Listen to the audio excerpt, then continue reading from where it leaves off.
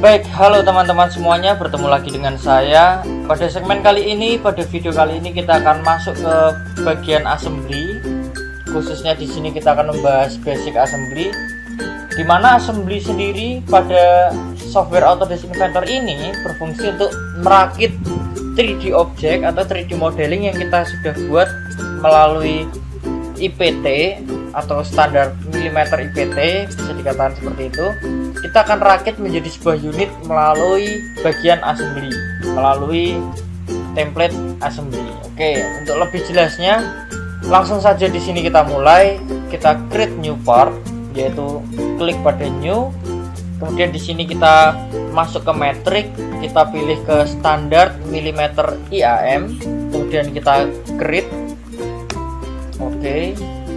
Oke, langsung saja di sini adalah interface awal dari template assembly, di mana terdapat tools untuk assembly. Di sini ada join, constraint dan lain sebagainya.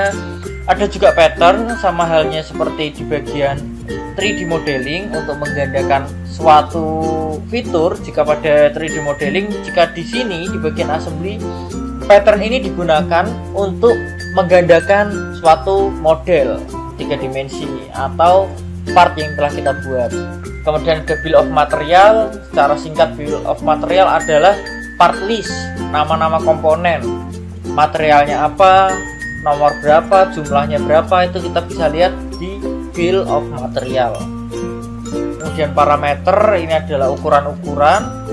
Kemudian di sini plan, sama seperti yang kita bahas pada 3D modeling. Setelah itu ada shrink wrap dan lain sebagainya. Untuk pada sesi kali ini, pembelajaran kita kali ini, kita akan membahas yang pertama adalah place, yaitu place komponen. Yang kedua adalah place from content center. Yang berikutnya adalah kita akan bahas sedikit terkait free move dan free rotate. Kemudian kita akan masuk ke constraint, kemudian ke bagian pattern, dan kita bahas lagi di bagian bill of material secara singkat. Oke, untuk mempersingkat waktu, langsung saja pada video kali ini kita akan membahas langsung terkait place komponen dan place from content center. Oke, langsung saja untuk lebih jelasnya. Kita langsung place komponen.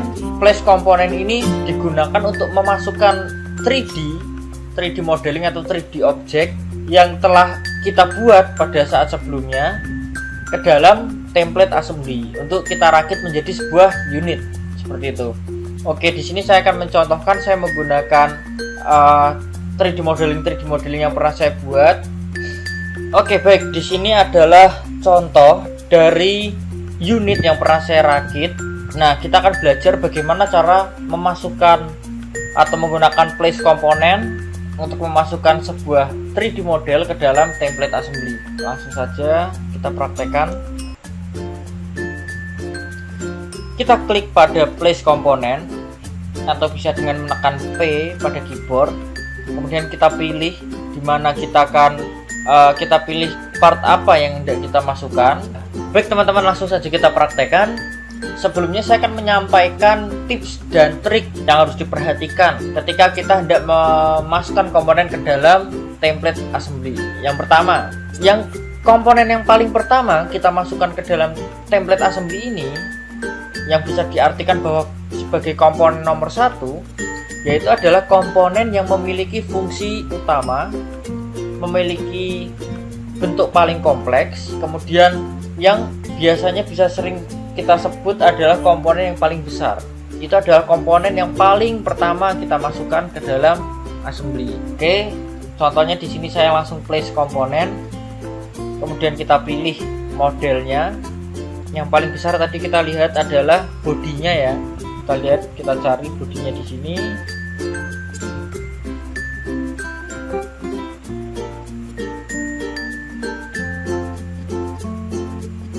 Oke, di sini adalah karburator body.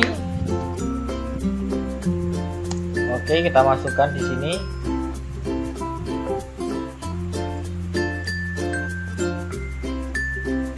Oke.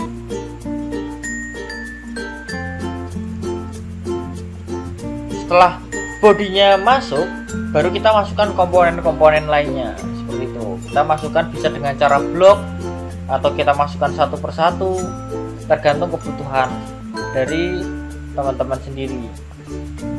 Contoh, saya akan memasukkan bagian atas yaitu capnya. Nah, saya akan memasukkan cap, open, kemudian saya taruh capnya di sini, kemudian escape pada keyboard. Setelah itu, langkah berikutnya kita hanya perlu untuk merakit.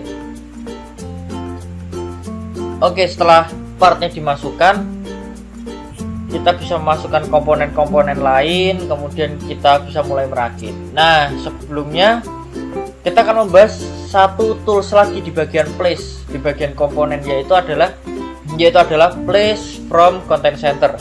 Di mana place from content center ini berfungsi untuk memasukkan sebuah komponen yang tidak perlu kita buat, yaitu adalah komponen-komponen standar, layaknya adalah baut, mur, screw, washer, seal, dan lain sebagainya.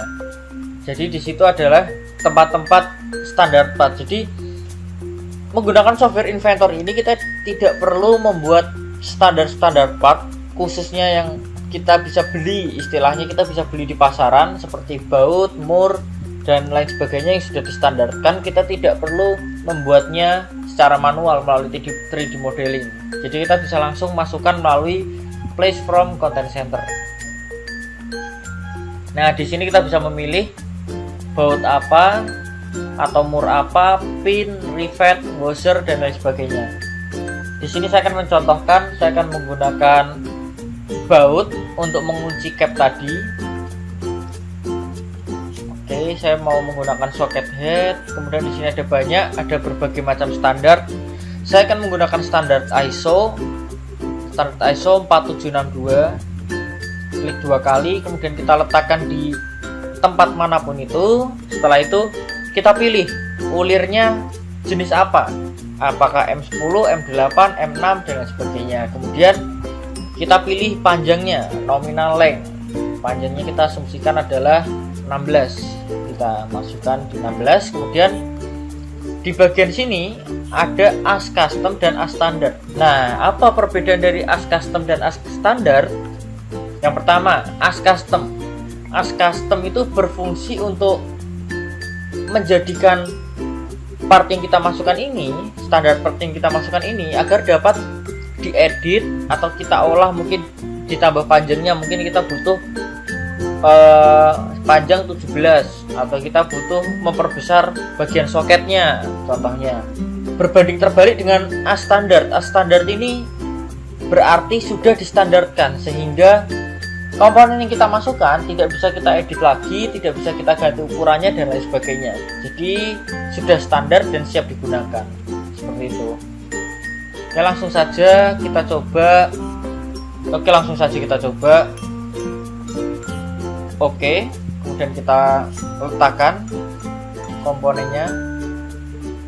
Kita bisa letakkan beberapa di sini, tapi kita hanya butuh 4, jadi saya hapus 1. Oke teman-teman, jadi berikut video kali ini saya rasa sudah cukup untuk segmen kali ini. Terima kasih teman-teman atas perhatiannya semua, dan sampai jumpa di segmen berikutnya.